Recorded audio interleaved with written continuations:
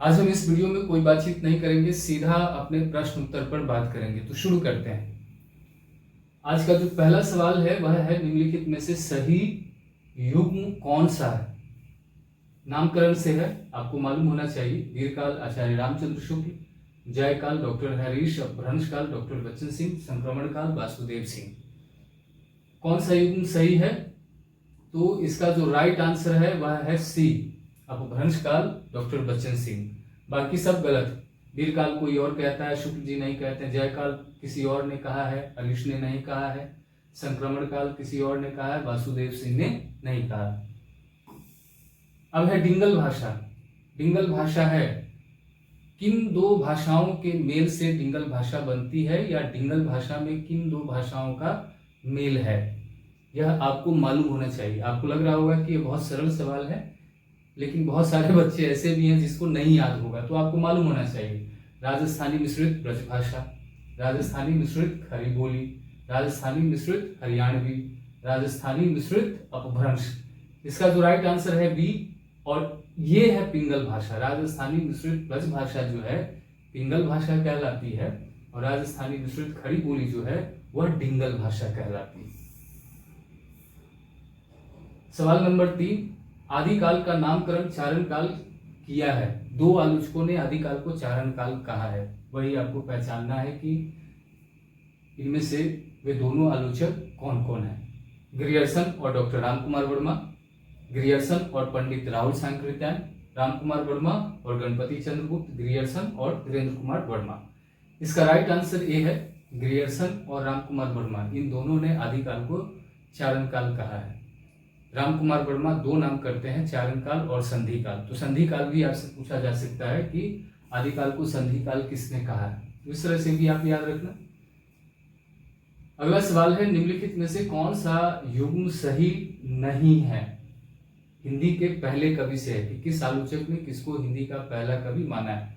यह सेक्शन भी फिक्स है, यहाँ से सवाल रहता है। तो जितने भी बच्चे एमए का एंट्रेंस देंगे उनको नामकरण और हिंदी के पहले कवि से तो रटा हुआ होना चाहिए, और जितने भी यहाँ पे हिंदी के पहले कवि मानने वाले आलोचक है सबको रट जाओ, और जितने भी नामकरण है, करीब 16 नामकरण है, सबको याद करके जाना, कहीं से कुछ भी पूछा जा सकता है। कौन सा युग्म सही नहीं है? स्वयंभू को किसने हिंदी का पहला कवि माना, यही है तो स्वयंभू डॉक्टर रामकुमार वर्मा, विद्यापति डॉक्टर बच्चन सिंह, पुष्पदंत शिव सिंह सेंगर, सरहप्पा मिश्रबंधु। इसका राइट आंसर डी है। स्वयंभू को रामकुमार वर्मा ही मानते हैं, विद्यापति को बच्चन सिंह ने ही हिंदी का पहला कवि माना, पुष्पदंत को शिव सिंह सेंगर नहीं माना, सरहप्पा को राहुल सांकृत्यायन और डॉक्टर नगेंद्र हिंदी का पहला कवि मानते हैं, मिश्रबंधु नहीं मानते। मिश्रबंधु और आचार्य रामचंद्र शुक्ल जी, ये दोनों चंद्रवरदाई को हिंदी का पहला कवि मानते हैं। सवाल नंबर 5, निम्नलिखित में से कौन सा युग्म सही नहीं है। अब यह उपनाम से है, हर कवि का एक दो और भी उपनाम है, तो उपनाम भी आपको मालूम होना चाहिए कि किस कवि को किस अन्य नाम से भी जाना जाता है। ऐसे भी सवाल रह सकता है। तो सरहप्पा सरोजवज्र, पुष्पदंत कविकुल तिलक, धनपाल सरस्वती, स्वयंभू पाणिनि। इसका राइट आंसर डी है। स्वयंभू को वाल्मीकि कहा गया, भ्रंश का वाल्मीकि, पुष्पदंत को पाणिनि कहा जाता है। सवाल नंबर अगला 6, लिखा श्रावकाचार्य में कुल कितने दोहे हैं। 933 की रचना है, देवसेन की रचना है श्रावकाचार्य, और डॉक्टर नगेंद्र इसी को हिंदी की पहली रचना बताते हैं। सब इस किताब में है, ये मेरी ही किताब है, अभी हाल ही में प्रकाशित हुई है। इसमें 93 क्वेश्चंस ऑलरेडी हैं। तो अभी मैं जो भी आपको बता रहा हूँ ये ऐसे क्वेश्चन है जो इसमें नहीं है, सब मैंने नए बनाए हैं, और ये चौथा सेट है, यानी 40 क्वेश्चन मैं अलग बना चुका हूँ। 93 इसमें है और 40 ये हो गए। अभी इसका एक सेट मैं और बनाऊंगा, यानी 10 सवाल और बनाऊंगा, तो टोटल 50 सवाल हो जाएंगे, और 93 इसमें है। तो 150 के आसपास प्रश्न हो जाएंगे आदिकाल से। सभी प्रश्न को आप हल कर लेते हैं, याद कर लेते हैं, तो फिर आदिकाल से जो भी पूछा जाएगा आप बहुत इजीली उसका आंसर बना लेंगे। तो आप बताइए इसमें कुल कितने दोहे हैं। इसमें दोहों की संख्या 250 है। आपसे ये भी पूछा जा सकता है कि श्रावकाचार किस छंद में है, तो छंद भी याद रखना है, दोहों की संख्या भी याद रखनी है। अगला सवाल यह भी युग्म से है, क्योंकि इस बार युग्म वाला सवाल बहुत पूछा हुआ है, तो इसलिए मैंने युग्म से भी सवाल बनाया है। कौन सा युग्म सही नहीं है?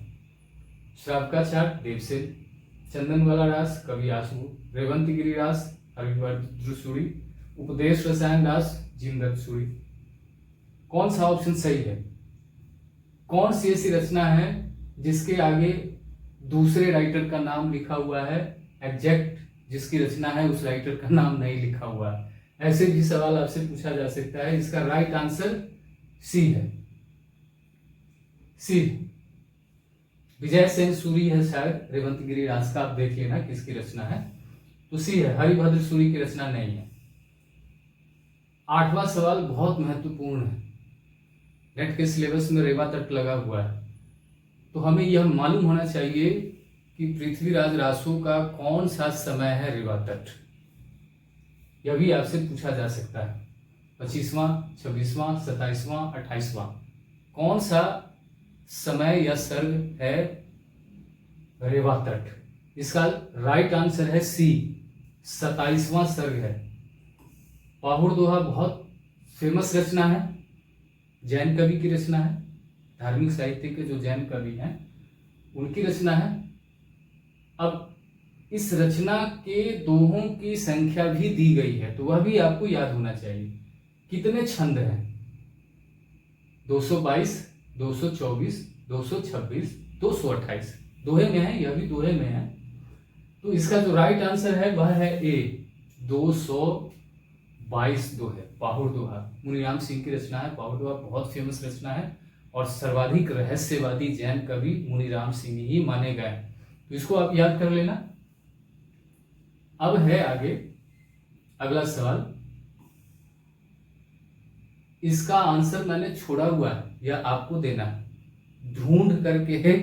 अगर आपने आदिकाल का अध्ययन अच्छे से किया है तो इसका उत्तर ढूंढ कर आपको देना है। लिखा है सूर्य पंचमी के नाम से जाना जाता है। भविष्यत कहा, पाहुड़ दोहा, शब्दानुशासन, प्रबंध चिंतामणि। कौन सी ऐसी रचना है जिसको सूर्य क्या है, सूर्य पंचमी के नाम से भी जाना जाता है? तो इसका आंसर आपको देना है, आप कमेंट करके जरूर बताना। मिलते हैं अगले वीडियो में।